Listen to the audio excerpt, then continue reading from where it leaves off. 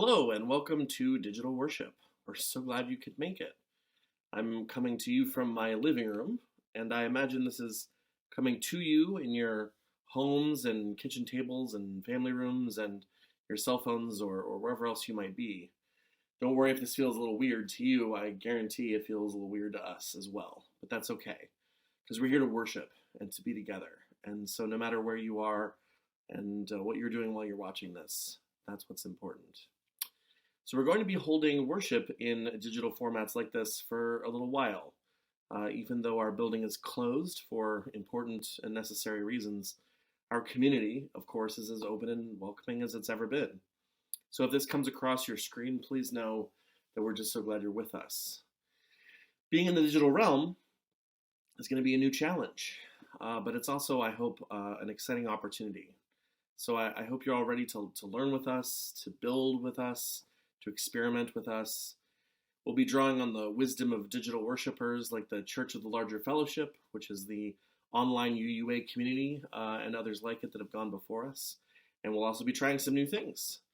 In the weeks to come, more kinds of church programs will be taking place online. So please jump in where you feel like jumping in and forgive us our missteps as we learn how to be together in this new way. No matter what, the thing that brings us all together is our firm commitment to living out that beloved community that emerges where our values intersect with the world in need of justice and truth and love.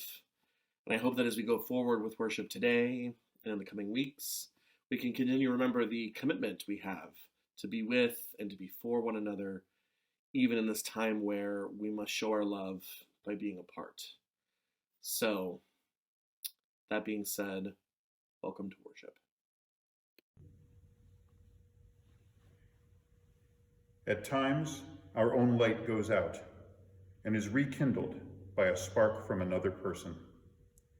Each of us has cause to think with deep gratitude of those who have lighted the flame within us. Psalm 23 for this moment by Reverend Kevin Tarsa. May I remember in this tender moment that love is my guide, always, shepherding me toward ways of openness and compassion. I have what I need, really, with love at my side, above me, below me, in front of me, behind me, inside every cell of me, love infused everywhere. Just when the weight of the world I inhabit threatens to drop me in place and press my hope down into the ground beneath me, love invites me to rest for a gentle while and leads the center of my soul to the quiet, still, restoring waters nearby that somehow I had not noticed. And so love, quietly, sets me once again on its tender and demanding path. Even when the walls close around me and the cries of death echo through untold corners, gripping my heart with fear and sadness, I know that all will be well. That I will be well when love whispers near me, glints at the corner of my eye, rests with gentle and persistent invitation upon my shoulders. Yes, love blesses me. Even as the sources and symbols of my pain look on, love blesses me from its infinite well, and I turn and notice that goodness and kindness and grace follow me everywhere I go. I live in a house of love, love that will not let me go. I live in a house of love, and always will.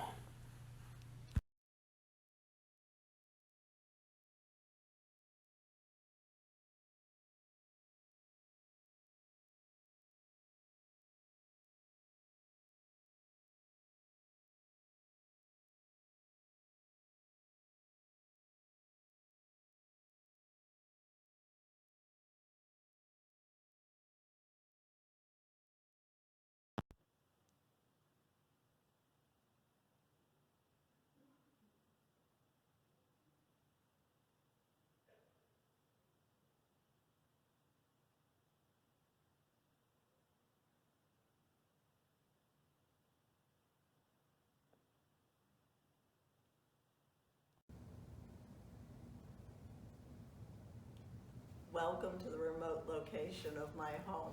I am Debbie Kuehm, the Worship Associate at the Unitarian Universalist Congregation of Cleveland. I'm here today to share with you a fireside story selected to us from Reverend Joe from a collection of stories. The book is called My Grandfather's Blessings, Stories of Strength, Refuge, and Belonging by Rachel Naomi Raymond. Often when he came, he would bring me presents, my grandfather would.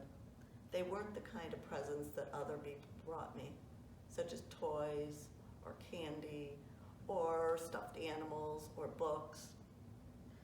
My dolls and my stuffed animals have been gone now for more than half a century, but my grandfather's lessons are with me still. Once he brought me a paper cup. I looked inside it, expecting something special, and there was just dirt. I wasn't allowed to play with the dirt. I told him I was very disappointed. He smiled fondly at me, and he just took me to the kitchen after he picked up my doll's teapot. We filled the teapot with water, and then we went back to my nursery, where he then took the cup and put it on the windowsill, and he told me to water the cup every day.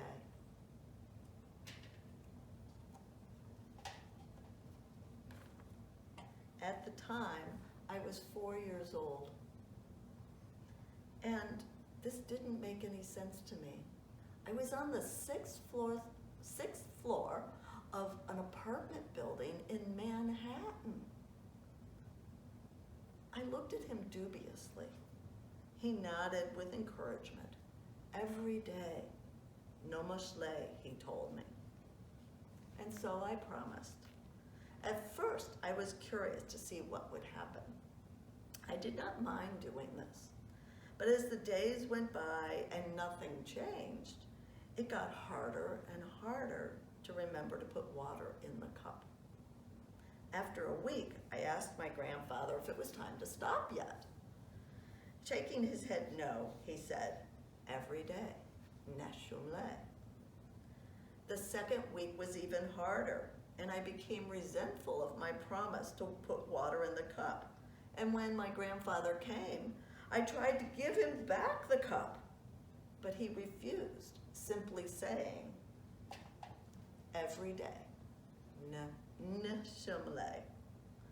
By the third week, I began to forget to put the water in the cup. Often, I would remember after I had already gone to bed, and I'd have to get out of bed in the dark to water the plant. I did not miss a single day. And then one morning, it happened. I saw the tulle green sprouts coming out from underneath the dirt. I was amazed. I continued to water, and I watched them grow. And I knew that my grandfather would be as amazed and astonished as I was by what was happening. When he came to visit, he just looked at me and he explained that life is everywhere, and it's hidden in the most ordinary and sometimes unlikely places. I was delighted. And all it needs is water, Grandpa? I asked him. Gently, he touched me on the top of my head. No, neshumle, he said. All it needs is your faithfulness. This was perhaps my first lesson in the power of service, but I did not understand it in that way. My grandfather would not have used these words. He would have said that we need to remember to bless the life around us and the life within us. He would have said, when we remember we can bless life, we can repair the world. Thank you for joining me. And I hope all of you will be careful with yourselves. And I look forward to seeing you all back in the sanctuary in a few weeks. Thank you.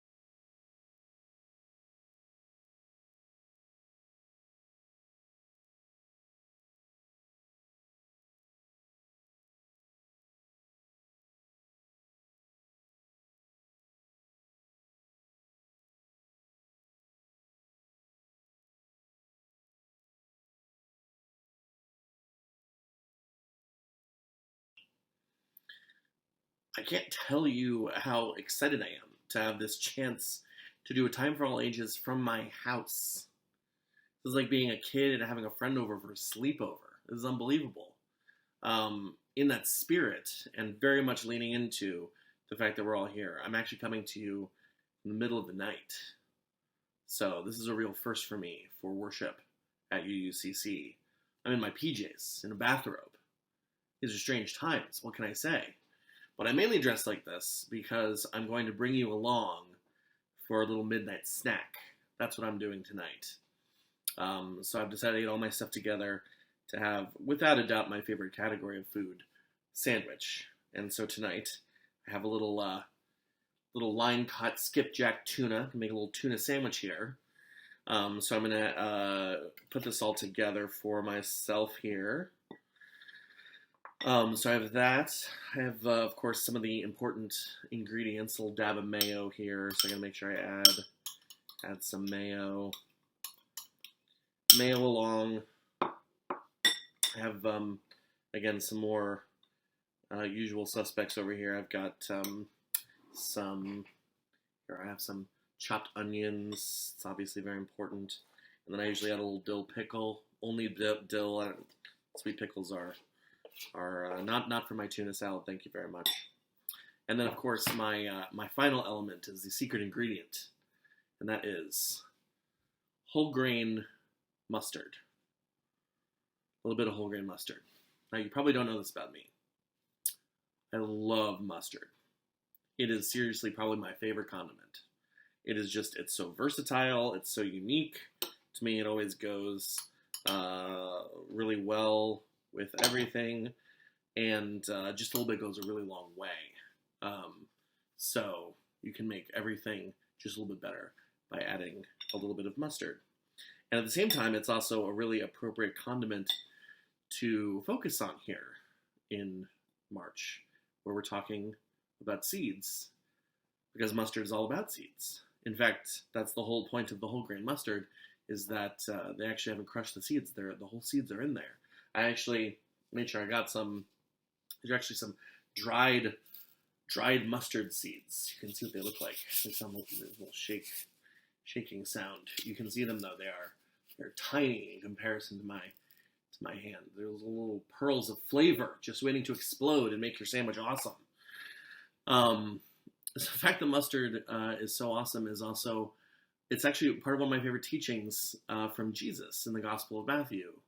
Jesus has this little metaphor, a little parable story he tells, where he talks about how faith in ourselves is like a mustard seed.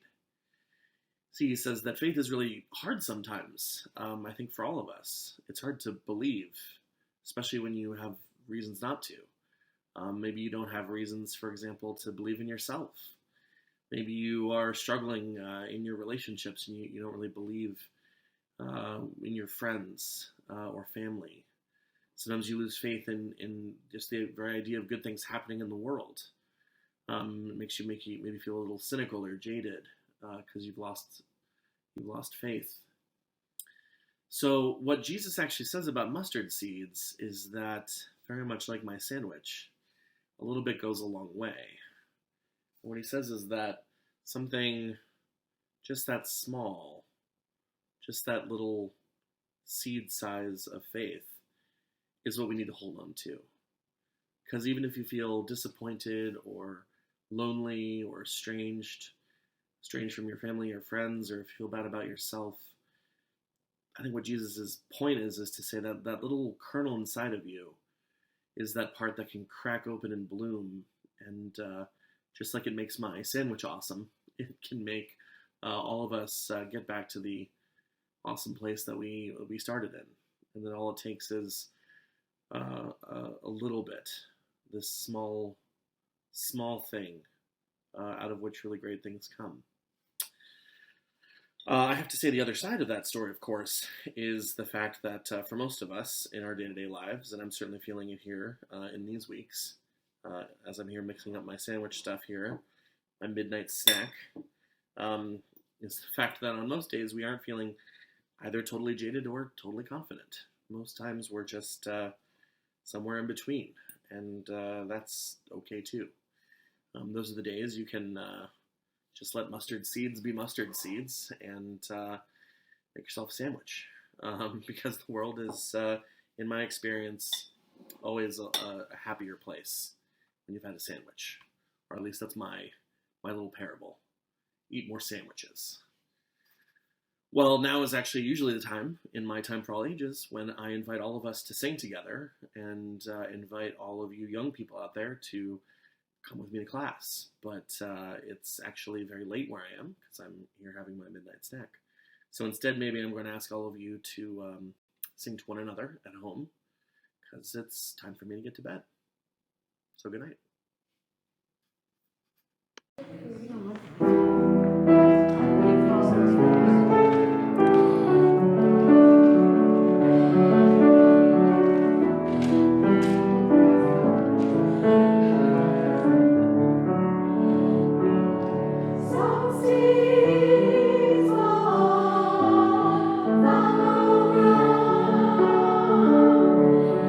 They grow and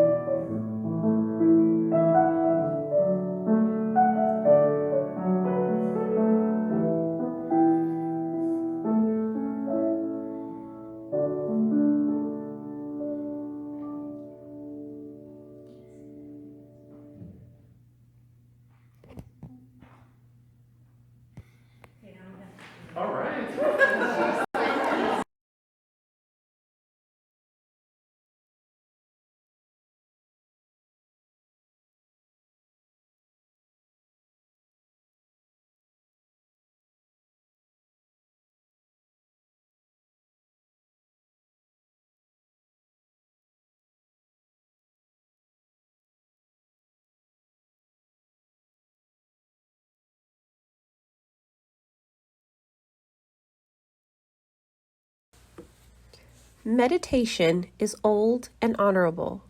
So why should I not sit every morning of my life on the hillside looking into the shining world? Because, properly attended to, delight as well as havoc is suggestion. Can one be passionate about the just, the ideal, the sublime, and the holy, and yet commit to no labor in its cause? I don't think so. All summations have a beginning. All effect has a story. All kindness begins with the sown seed. Thought buds toward radiance. The gospel of light is the crossroads of indolence or action. Be ignited or be gone.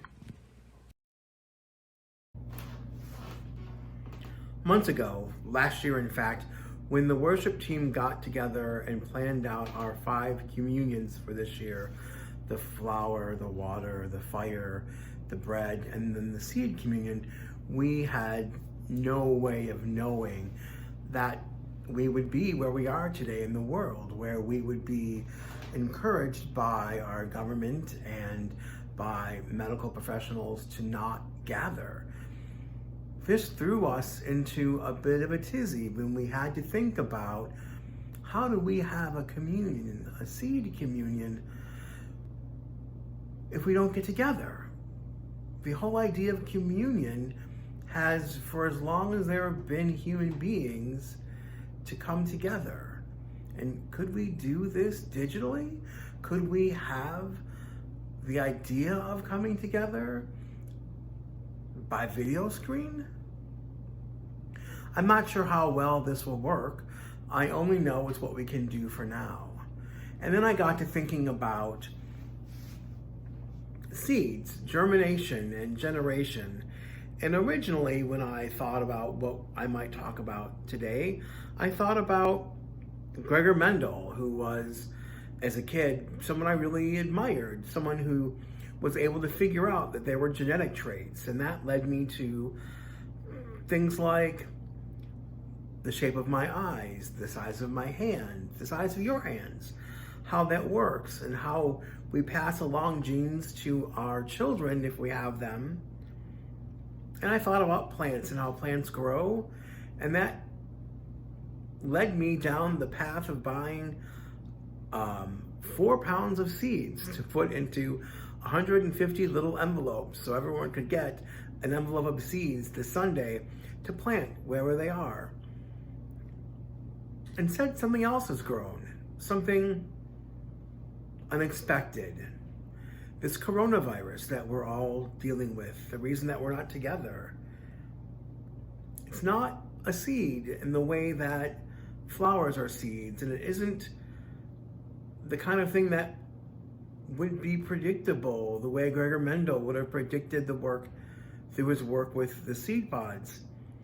And yet it is a result of evolution, like we are, like all life is. And it is unexpected. Part of the joy, I think, of giving everyone these seed packets I imagined was that you could see the seed, but you wouldn't necessarily know which flower you would get from the seed.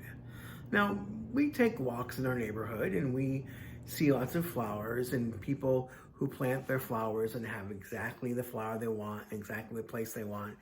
And, you know, at home we watch a lot of Monty Don, who is Britain's favorite gardener, and he makes and visits these incredible gardens, which are so carefully planned. And what I liked about the seed packet was you couldn't plan it carefully. You couldn't make sure all the purple or yellow flowers were together. You couldn't make sure that your plants grew here and then here and then here so that the scene would change throughout the season of summer. Instead, it would be kind of a crapshoot. You would take the flowers you were given, the seeds you were given, you would plant them, care for them, water them, and as Debbie shared in her story, not necessarily know what it was going to take or what would show up.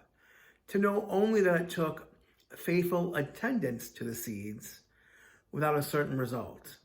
And I feel like that's a really interesting statement of faith, a really interesting way to think about faith. And faith is what we need right now. We are every day, every hour, deluged with information that's constantly changing about what we as a nation and a globe are going through right now.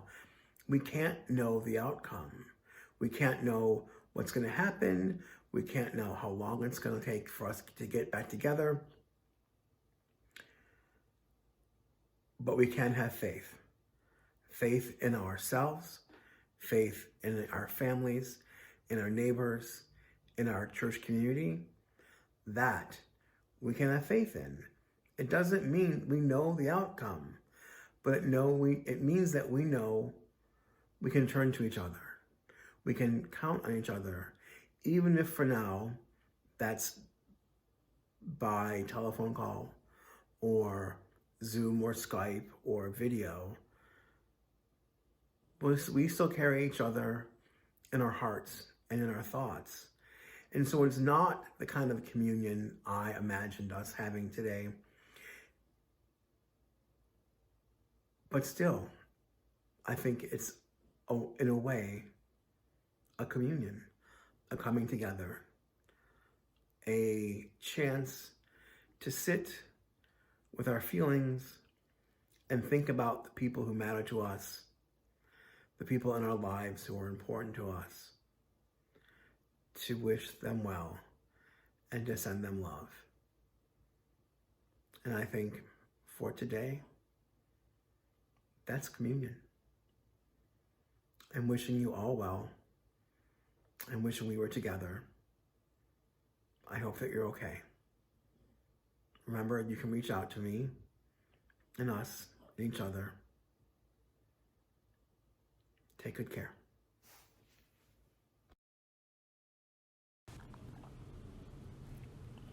This is what we are about. We plant seeds that one day will grow. We water seeds already planted, knowing that they will hold a future promise. We lay foundations that will need further development. We provide yeast that produces effects beyond our capabilities. We cannot do everything, and there is a sense of liberation in realizing that. This enables us to do something, and do it very well. It may be incomplete, but it is a beginning, a step along the way, an opportunity for God's grace to enter and do the rest. We may never see the end results, but that is the difference between the master builder and the worker. We are workers, not master builders, ministers, not messiahs. We are prophets of a future not our own.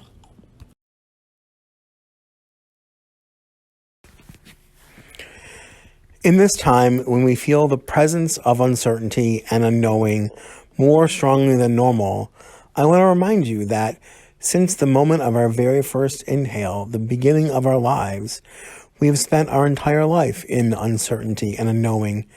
We just don't always know that.